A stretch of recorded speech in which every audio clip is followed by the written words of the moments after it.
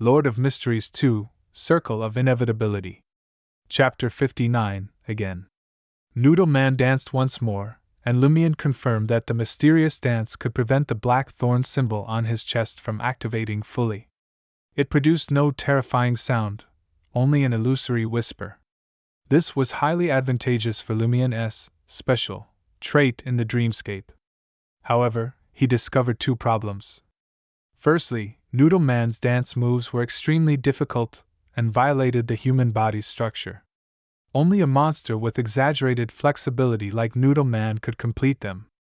Although Lumion was a beyonder and a hunter with a greatly enhanced body, he had no confidence in replicating them himself. He feared that dancing even once would result in ligament tears, muscle strains, or worse, fractures. Secondly, the dance stirred the surrounding powers of nature and depleted Lumion's spirituality considerably. After watching it for the third time, Lumion sighed silently, realizing he needed rest. I have to go back and rest after watching this. A hunter's spirituality is really useless. He was almost certain that the hidden existence corresponding to the thorn symbol was closely related to this dream ruin. The Padre had a black mark on his body, and there was a dancing monster that could activate the thorn symbol.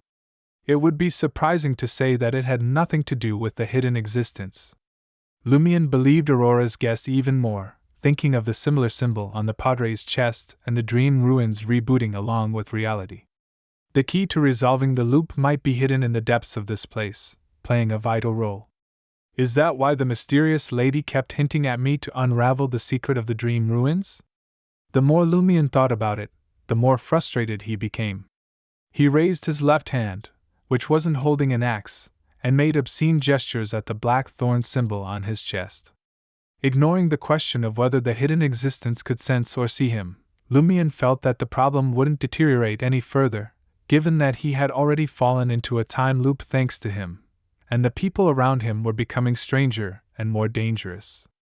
After watching the dance for the third time, Lumion rubbed his somewhat empty head and left the ruins to return to his home on the other side of the wilderness, enduring the slight warmth in his chest. Before leaving the dream, he attempted to consolidate the dance movements he had memorized and almost sprained his back, broke his knee ligaments, and tore his calf muscles.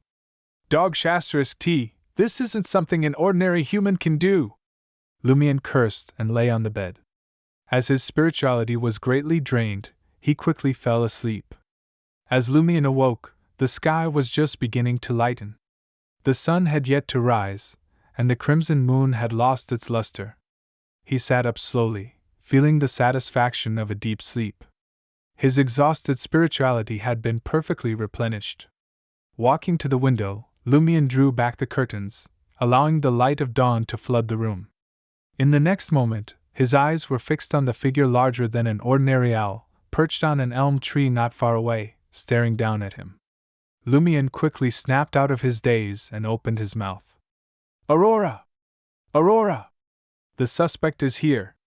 Quick, follow it. Upon hearing the shout, the owl unfurled its wings and soared towards the edge of the village. It gradually descended and vanished into the forest bordering Quarter Village. Aurora, dressed in a white silk nightgown, entered Lumion's bedroom seconds later, her face contorted in irritation. Is it that owl again? Lumion gazed out of the window and replied, Yes. Did white paper manage to follow it? Aurora pulled at her long blonde tresses and spat. Why does it always appear at such ungodly hours? I was sound asleep when you woke me up. By the time I could release white paper, it had flown away. Lumion shot back. But you said you couldn't sleep well with something on your mind. Aurora rolled her eyes at him and sneered. Humans tend to feel nervous, uneasy, and fearful at the beginning. Once they get used to it, they become numb to it. Only by sleeping well can they remain alert and rational. If you don't sleep well, it will affect your mental state and signs of losing control will surface. Lumion's expression was remorseful as he said, We can only wait for the next time. After a moment of contemplation, Aurora suggested, Let's try to identify a pattern in its appearances. We can't keep waiting around all the time. We need to rest and cannot be on guard constantly. Lumion reminisced about the first few sightings.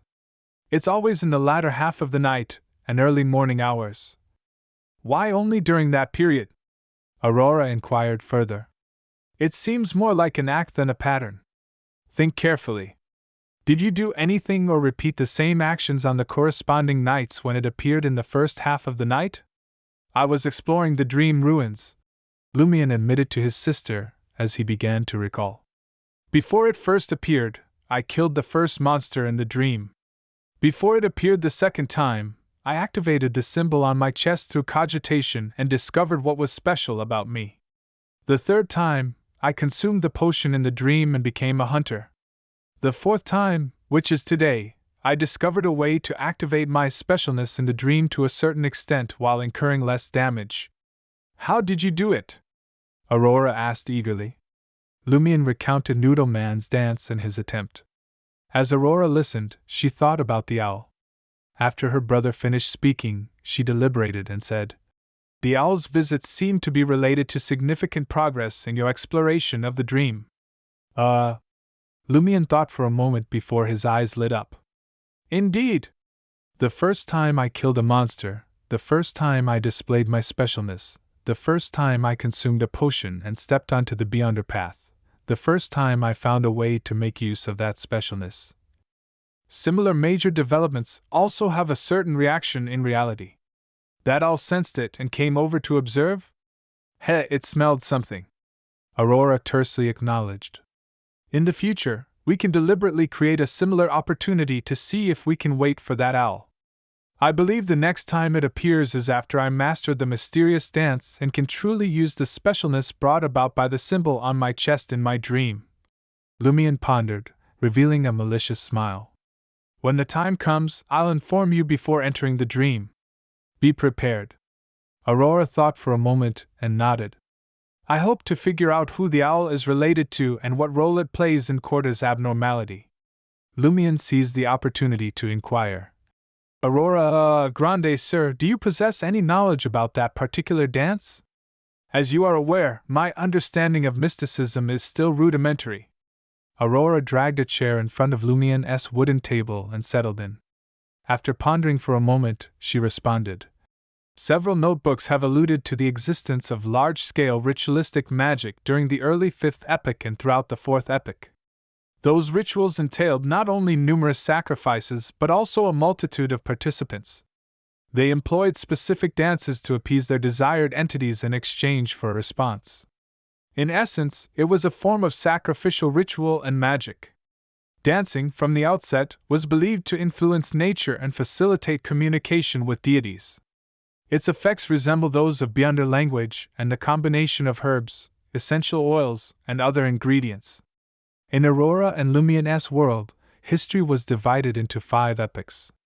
The first epoch was the Chaos epoch, followed by the Dark epoch, and then the Cataclysm epoch. However, Aurora had heard from a pen pal that the Cataclysm epoch was also known as the Glorious epoch. The 4th epoch was the Age of the Gods, or the Epoch of the Gods. The 5th epoch was the present day, which began 1,358 years ago and was referred to as the Iron Age.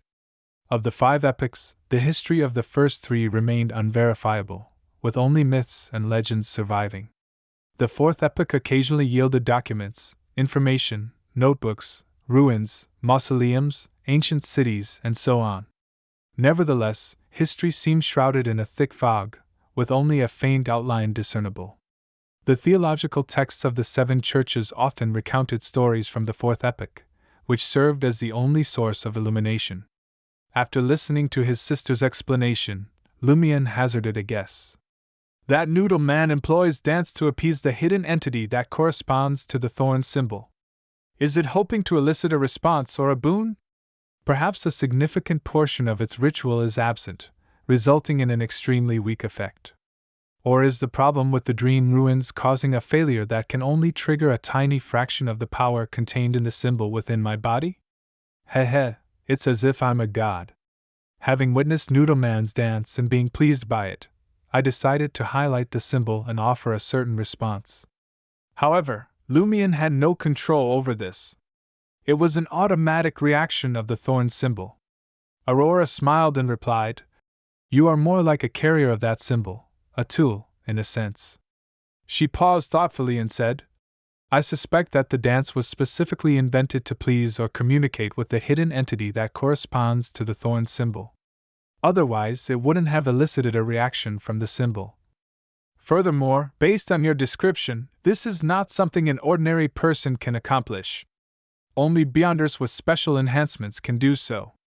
Although I am familiar with the names of the corresponding Sequence 9 and Sequence 8 pathways, I have a certain level of understanding of them. None of them can execute that kind of dance, and Noodle Man's performance does not seem like that of a higher sequence. Otherwise, you would not have been able to escape. Perhaps it is not from the 22 pathways, but rather a boon from a hidden entity? Lumion recalled the mysterious lady's words. Aurora looked out the window and pursed her lips. I wonder if this has anything to do with the circle inhabitant, or a power equivalent to Sequence 9 or Sequence 8. Probably. Lumion suddenly laughed. Let me name it. Noodle Man, circle inhabitant's corresponding Sequence 9. Aurora couldn't help but look up at the ceiling. The siblings chatted for a while before heading downstairs for breakfast. After studying Hermes until past 10, Lumion departed with important items.